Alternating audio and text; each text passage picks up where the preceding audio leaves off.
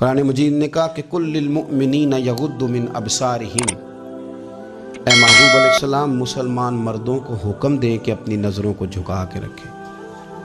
آگے جا کے عورتوں کے لیے بھی کہا کہ مسلمان عورتوں کو بھی حکم دیں کہ اپنی نظروں کو جھکا کے رکھیں۔ یہ جو نظر ہے نا، اللہ کے پیارے رسول علیہ السلام نے فرمایا یہ شیطان کے تیروں میں سے ایک تیر ہے، شیطان کے تیروں میں سے ایک ہے۔ یہ تیر جو ہوتا ہے نا، یہ بس نکلتا ہی ہے، دوبارہ واپس نہیں آتا، اور جہاں جاتا ہے جا کے لگ جاتا ہے۔ یہ جو نظر ہے نا، نظر یہ گمراہ کر دیتی ہے۔ پہلے نظر بھٹکتی ہے، پھر ذہن بھٹکتا ہے۔ کہا نظریں جھکا کے رکھو، جھکا کے۔ کیا کریں؟ مرد کو یہ کہہ دیا جائے نظر جھکا کے رکھ۔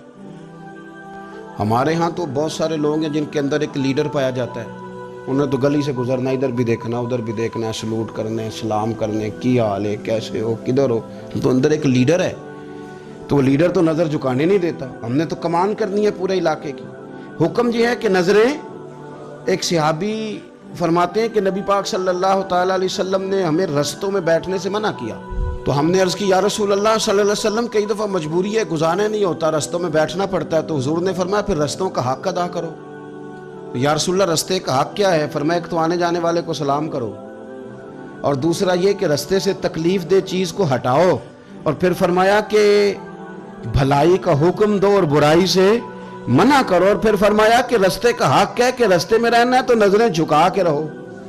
پھر ایسا نہ ہو کہ ہر شخص پر آپ کی نظر پڑے، ہر شخص پر۔ رسول کریم صلی اللہ علیہ وسلم نے نظر کی حفاظت پر زور دیا، اور عورت کے لیے بھی یہ حکم ہے کہ وہ بھی نہ دیکھے غیر محرم کا چہرہ۔ اس کو بھی اگر شہوت کے ساتھ وہ دیکھے گی تو وہ بھی اتنی ہی مجرم ہے۔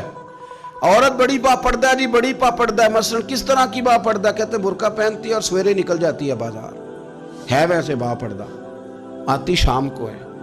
عورت کا با پردہ ہونے کا معنی یہ ہے کہ وہ برقع پہنے اور جہاں مرضی جائے۔ با پردہ ہونے کا معنی تو یہ تھا کہ وہ ضرورت کے سوا گھر سے باہر نہ نکلے، بڑی ضرورت ہو، بڑی ضرورت جو بغیر نکلے کام ہو ہی نہیں سکتا، اس وقت وہ گھر سے باہر جائے گی۔ اب یہ کہ وہ نقاب اوڑھے اور برقعے بھی اللہ خیر کرے، ہمارے ایک بزرگ فرمایا کرتے ہیں اب تو نقاب کو بھی نقاب کی ضرورت ہے، اب تو برقعے کو بھی برقعے کی ضرورت ہے۔ آپ نے وہ سارا فیشن برقعے کے اوپر کرا لیا ہے۔ برقعے کا معنی تو یہ تھا کہ آپ نے اپنے آپ کو چھپانا ہے، کسی کی نظر نہ اٹھے، اور اگر آپ نے برقع ہی اتنا شاندار بنوا لیا ہے کہ ہر عورت کو آپ پوچھ رہے ہیں کہ یہ اس طرح کسی اور نے تو نہیں بنوایا، تو پھر پیچھے بچا کیا؟ تو میرے رسول کریم صلی اللہ تعالیٰ علیہ وسلم نے فرمایا کہ پہلی دفعہ کسی کی کسی جگہ نظر پڑ گئی تو وہ معاف ہے، لیکن حضور نے فرمایا دوسری دفعہ جس نے نظر کی اس نے بالقصد اور بالارادہ کی۔ آپ کو بتاؤں، جن لوگوں کی نظریں ناپاک رہتی ہیں ان کا حافظہ کمزور ہو جاتا ہے، جن لوگوں کی نظریں ناپاک رہتی ہیں ان کی عبادت کی لذت چلی جاتی ہے، جن کی نظریں ناپاک رہتی ہیں وہ لوگ ذہنی طور پر اور قلبی طور پر تھوڑے تھوڑے پریشان رہنے لگ جاتے ہیں۔ جن لوگوں کی نظر ناپاک رہتی ہے ان کی کیفیت یہ ہوتی ہے کہ سب کچھ ہوتے ہوئے ان کا دل اچاٹ ہونے لگ جاتا ہے۔ نظر کی ناپاکی، چونکہ یہ وہ والا نشہ ہے جس سے کبھی بھی پیٹ نہیں بھرتا، ذہن نہیں بھرتا، تو بڑی سنجیدہ عمر تک بھی معاذ اللہ تعالیٰ یہ گناہ بندے کا پیچھا نہیں چھوڑتا۔